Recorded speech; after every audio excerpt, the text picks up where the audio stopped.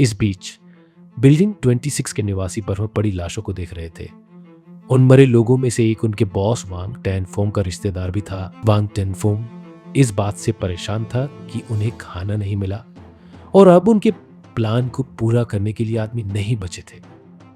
वांग टेनफोंग को गुस्सा आया और उसने आदेश दिया कि डेविड और दूसरों की लाशों को रात में जाकर लेते आओ। इस दौरान चांगी ने फैसला किया कि वह एक और चक्कर लगाने बाहर जाएगा। अब सब उसे इज्जत देते हैं और निश्चित रूप से उससे डरते भी हैं।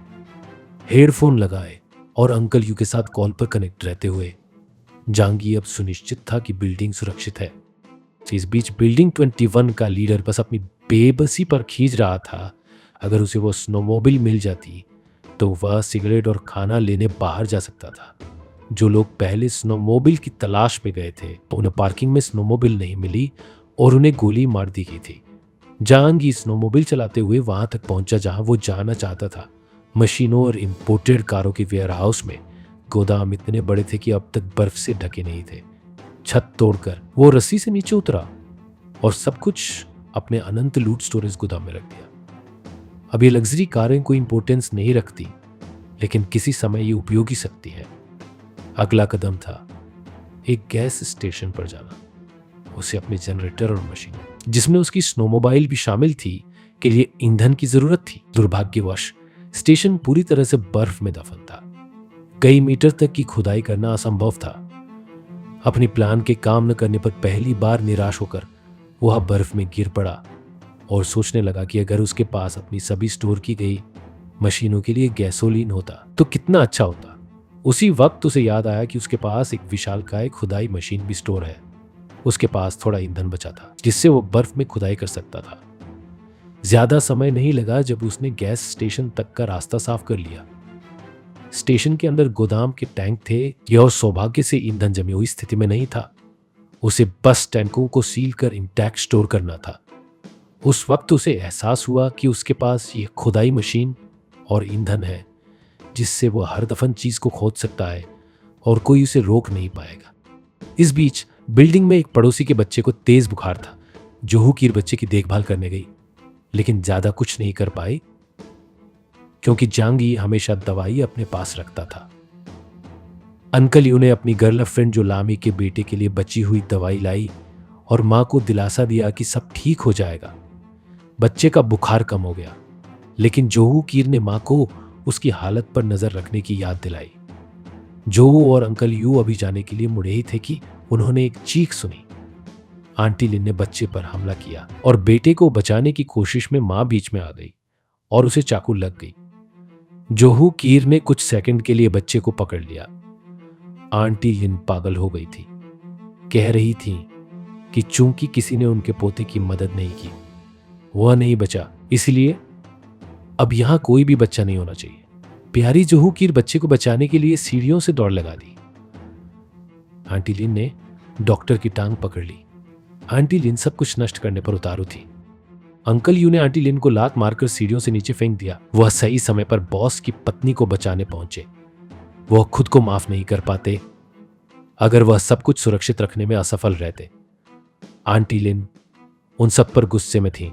अंकल यू ने स्पष्ट कर दिया कि जांग यी ने चुनजोंग को खत्म कर दिया है और इसी वजह से सब सुरक्षित है। इसके अतिरिक्त जोहू ने बताया कि चुनजोंग के मरने के बाद आंटी लिन ने जांग यी से अपने पोते के लिए दवाई मांगी थी, लेकिन जब वह उसे देने गई तो पाया कि आंटी लिन ने खुद अपने पोते को मार डाला था ताकि उसे खा सके। बूढ़ी औरत चीख चीख कर इनकार कर रही थी। अंकल यू के साथ आए लोग बोले कि उसे अपने बुरे कर्मों की सजा मिलनी चाहिए और वो इसमें मदद कर सकते हैं। उनके अनुसार चर्बी अच्छी तरह जलती है और काफी समय हो गया जब उन्होंने अच्छा बोनफायर देखा था। वे ऑन्ट लिन को जलाने की बात कर रहे थे। बाहर जांग यी एक टेंट में सो रहा था और अब वह और खोज के लिए बाहर जा रहा था। उसने अपनी खुदाई मशीन के साथ शहर की मिलिट्री पोस्ट तक पहुंचने के लिए खुदाई की, जिससे उसे मिलिट्री बेस तक पहुंचने का रास्ता मिल गया। हालांकि वहां के सारे मिलिट्री सप्लाई ले लिए गए थे।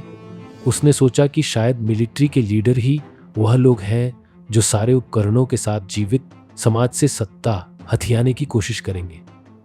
अगर ऐसा है तो उसे भी अपनी सुरक्षा के लिए खुद को हथियारबंद करना चाहिए। और खुदाई के दौरान उसने कैंप की दीवार को तोड़ दिया, जिससे उसे पता चला कि सेना ने सब कुछ नहीं ले लिया था। वहां भारी मात्रा में हथियार और गोला बारूद छोड़ गए थे, जो सीधे उसके लूट स्टोरेज में चले गए। काफी समय बाद वह अपनी स्नोमोबाइल पर वापस घर लौटा, लेकिन इस बार बिना खाना लाए। नेबर्स ने देखा कि वह खाना लाए बिना लौटा है और तुरंत शिकायतें शुरू हो गई। जांगी ने जवाब दिया कि इस बार पूरे दिन उसे कुछ भी नहीं मिला, लेकिन अगर वे चाहें तो वे फिर से खुद बाहर जाकर अपना खाना ढूंढ सकते हैं और उसका साथ छोड़ सकते हैं। जांगी ने उन्हें मतलबी कहा। जांगी ने महसूस किया कि एक दिन खाना न लाने पर उन्हें अन्यायपूर्ण व्यवहार महसूस हुआ, क्योंकि बिल्डिंग की रक्षा करने का उसका काम कोई महत्व नहीं रख रहा था। हालांकि उसने कहा कि यह चर्चा खत्म हो गई है। कुछ निवासी उसके पास आए और सुझाव दिया कि अगली बार वो कुछ लोगों को अपने साथ ले जा सकता है ताकि उसे कुछ आराम मिल सके। जांगी ने एक अजनबी को भी नोटिस किया, जिसने अपना एक हाथ छुपाया हुआ था। उसके हाथ में चाकू था। जांगी समझ गया कि ये उस पर हमला करने की फिराक में है। सबसे पहले वो जांगी पर हमला करे, जांगी ने उन पर हमला कर दिया। वो आदमी गिर पड़ा। उसके साथ आए अन्य लोग माफी मांगने लगे, लेकिन जांगी ने स्पष्ट कर दिया कि किसी को कोई माफी नहीं मिलेगी। उसने सबको गोली मार दी और 4 लोग वहीं मार गए। बाकी लोग खिड़की से भाग गए। शोर सुनकर अंकल यू और जोह कीर वहां दौड़ते हुए पहुंचे। जांगी ने बस कहा कि वे गद्दार थे और उसने रहम नहीं किया। अंकल यू ने बस कहा कि वे इतने मतलबी हो गए थे कि अपनी जगह भूल गए। इसके बाद जांगी घर चला गया, जैसे कुछ हुआ ही नहीं, अपने आरामदायक घर में। जांगी ने जोह कीर से पूछा कि जब वह बाहर था तब क्या कुछ हुआ। उसने बताया कि आंटी लिन अपने पोते की मौत के बाद पागल हो गई थी और एक मां पर हमला कर दिया, लेकिन वो मामला सुलझ चुका था। इसके अलावा दूसरी बिल्डिंग से चेन लिंग यू नाम की एक औरत ने जांगी से कुछ बात करने की इच्छा जताई, लेकिन उसने कोई खास डिटेल नहीं बताया, सिर्फ इतना कहा कि वह उसके साथ हेल्प करना चाहती है। क्यूरियोसिटी के कारण जांग यी ने चैनलिंग के बारे में जानकारी मांगी। जोह कीर के पास जो जानकारी थी उसके मुताबिक चैनलिंग यू एक कॉस्मेटिक्स कंपनी की मालकिन थी और अब वो पूरी तरह से बिल्डिंग 9 को नियंत्रित कर रही थी। जांग यी को सिर्फ ये जानकर आश्चर्य हुआ कि एक औरत ने पूरी बिल्डिंग पर कैसे कब्जा कर लिया। जोह कीर ने सलाह दी कि उसे इस औरत से बात करनी चाहिए। उसने उसे और दूसरे बिल्डिंग के नेताओं के मैसेज पहले ही दिखा दिए। जांग यी ने सीधे चैनलिंग से पूछा कि वह क्या चाहती है। चैनलिंग ने उससे वॉइस कॉल पर बात करने की इच्छा जताई, लेकिन जांग यी ने तुरंत कहा कि जो भी बात करनी है टेक्स्ट में ही बताए। दूसरी तरफ चैनलिंग सोच रही थी कि बिल्डिंग 26 को ध्वस्त करने वाला ये आदमी, जिसके पास एक स्नोमोबाइल और राइफल है, वाकई स्ट्रिक्ट इंसान है। उन्होंने सुना था कि उसके पास एक स्नोमोबाइल है और वो ये जानना चाहती थी कि उनके पास क्या कुछ ऑफर करने के लिए है। चैनलिंग के पास 76 वर्कर्स थे जो उसके स्नोमोबाइल का इस्तेमाल करके खाना खोजने में मदद कर सकते थे। चैनलिंग का प्रस्ताव यह था कि वे उसके स्नोमोबाइल का उपयोग करेंगे, लेकिन जांगी को पहले उन्हें भोजन प्रदान करना होगा ताकि वे ताकत से और ज्यादा भोजन खोज सके। उसने यह भी कहा कि जल्द ही पूरा पड़ोस उसके खिलाफ हो सकता है, इसीलिए साथियों का होना उसके लिए समझदारी होगी। नाखुश होकर जांग यी ने पूछा कि अगर उसने मना कर दिया तो क्या होगा। उसने कभी भिखारियों को धमकी देकर खाना मांगते नहीं देखा था। चैनलिंग ने शांति से स्पष्ट किया कि फिलहाल जांग ये सभी पड़ोसी बिल्डिंग्स के लिए एक जैकपॉट है और ये सिर्फ समय की बात है जब सब मिलकर उस पर हमला करेंगे। अगर वह हेल्प नहीं करता तो वह मुश्किल में पड़ सकता है। इसके बाद जांग यी ने सोचने के लिए समय मांगा और फोन रख दिया। अपने घर के बाहर की बिल्डिंग्स को देखकर उसे पता था कि उसका घर भेद्य है, लेकिन अगर सब मिल गए तो वे उसकी बिल्डिंग को गिरा सकते हैं। इसी बीच एक और फोन आया। इस बार ये ली जान का था। उसने भी सहयोग की पेशकश की।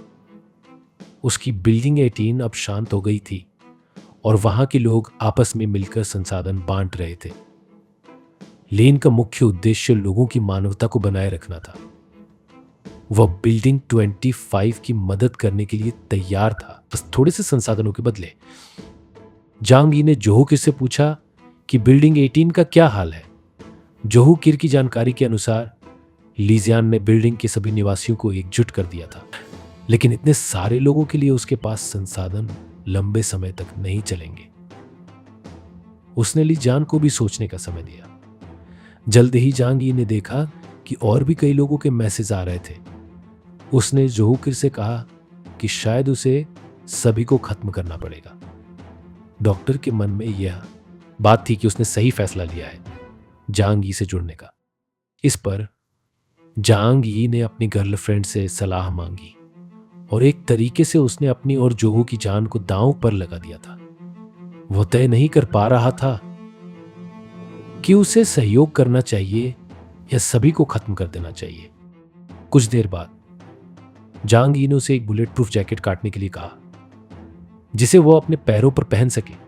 अब उसकी योजना कुछ इस प्रकार थी। अपने बिल्डिंग के निवासियों के समूह में उसने उन्हें बताया कि नेबर्स ने धमकी दी थी कि अगर वह स्नोमोबाइल उन्हें नहीं सौंपता तो वे बिल्डिंग पर हमला करेंगे। अगर ऐसा होता है तो अब से हर किसी को अपना खाना खुद ही ढूंढना पड़ेगा। पहले जो सभी जांग यी के खिलाफ हो गए थे, वे फिर साथ देने के लिए तैयार हो गए और दूसरी बिल्डिंग्स के खिलाफ जाने को तैयार हो गए। जल्दी ही जांग यी को एक नए सोशल मीडिया ग्रुप में ऐड कर दिया गया, जहां सिर्फ नेबर्स की बिल्डिंग्स के लीडर्स थे।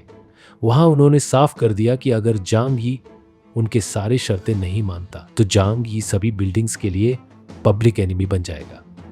उन्होंने अपनी सारी डिमांड्स रख दी और जैसा वे चाहते थे वैसा ही होने दिया। जांग यी के दिमाग में एक ब्रिलियंट आइडिया आया। उसने तय किया कि वो सहयोग करेगा और सभी लीडर्स के साथ एक मीटिंग सेट करेगा। उसकी योजना थी कि वो सभी लीडर्स को खत्म कर देगा। बिना लीडर्स के बाकी निवासी उसके खिलाफ कोई प्लान नहीं बना पाएंगे। जब मीटिंग का स्थान तय हुआ तो वह अपने बिल्डिंग के सपोर्टर्स के साथ नीचे उतरा और उन्हें उत्साहित करने के लिए यह कहकर कि उन्हें अपने घर की सिक्योरिटी के लिए मजबूत और एनर्जी से भरपूर रहना होगा, अच्छे खाने की पेशकश की। उनमें से एक ने पूछा कि क्या वे शांति की उम्मीद कर सकते हैं। जांग यी ने जवाब दिया कि न सिर्फ शांति, बल्कि अगर सब कुछ सही हुआ तो किसी को भी खाने की समस्या नहीं होगी। इससे सब मोटिवेट हो गए और अब वे अपने सेवियर की पूजा करने लगे और उसके लिए कुछ भी करने को तैयार थे।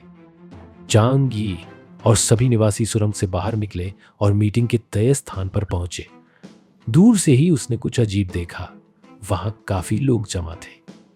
उसने अंकल यू और बाकी निवासियों को आगे बढ़ने का आदेश दिया और खुद पीछे रहकर अपनी राइफल के साथ छिप गया। अंकल यू और निवासी नेबर्स की बिल्डिंग्स के लीडर्स और उनके समूह के सामने खड़े हुए। किसी ने कहा कि उन्हें बातचीत करने का इरादा नहीं लग रहा। किसी और ने कहा कि लगता है वे उन्हें बर्बाद करना चाहते हैं। इतने सारे लोगों के हमले के बीच उनके पास कोई मौका नहीं बचेगा। हालांकि अंकल यू ने कहा कि उनका मकसद जांग यी को सहयोग करने पर मजबूर करना है। हमला करना उनकी मदद नहीं करेगा। बिल्डिंग्स 26, 5, 21, 9 और 18 के मालिक आश्वस्त थे।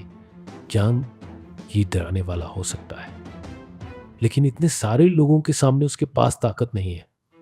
उनमें से एक ने कहा कि उसने जांग यी को आते नहीं देखा, कहीं वो हमारी भीड़ देखकर डर गया होगा। तियानफांग ने चिल्लाकर उसे बातचीत के लिए सामने आने को कहा। अंकल यू ने चेतावनी दी कि हमारा लीडर सिर्फ लीडर से ही मिलेगा, इसलिए उन्हें इस तरफ आना चाहिए।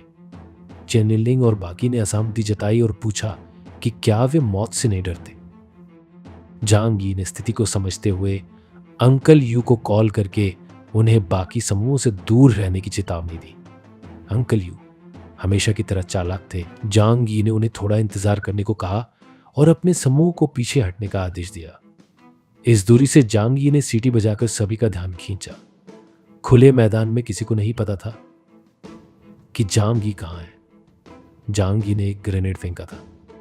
लीडर्स के पीछे एक बड़ा धमाका हुआ, जिससे आसपास मौजूद सभी लोग नष्ट हो गए। अंकल यू ने लीडर्स के सामने फोन को स्पीकर पर ऑन किया। जांग यी ने फोन पर पूछा, कि क्या उन्हें अब कोई सवाल है। वोंग चांग ने हैरानी से पूछा कि इतनी हिंसा क्यों। जांग ही ने फोन पर सवाल किया कि बातचीत के लिए इतने ज्यादा लोग क्यों आए थे। वो पहले ही अपनी बिल्डिंग में वापस लौट रहा था और कहा कि उनके पास मीटिंग के लिए बिल्डिंग 25 में आने के लिए 5 मिनट बचे हैं। अगर वे नहीं मानते तो सब खत्म हो जाएगा। चेनलिंग ने सबकी तरफ से जवाब दिया कि वे मानेंगे। जांग ही एक अपार्टमेंट में सिर्फ एक विस्फोट से संतुष्ट बैठा था। 20 से ज्यादा लोग धमाके से खत्म हो गए थे। कुछ समय बाद सभी लीडर्स इमारत की सीढ़ियां चढ़कर मीटिंग के तय स्थान पर पहुंचे। वहां कोई लिफ्ट नहीं थी, इसीलिए सभी थके हुए थे। जांगी ने सिर्फ ये पूछा कि क्या सभी वहां हैं। वीडियो को लाइक करें और चैनल को सब्सक्राइब करें। अगर आप इस वीडियो का अगला पार्ट चाहते हैं तो कमेंट में नेक्स्ट पार्ट लिखें।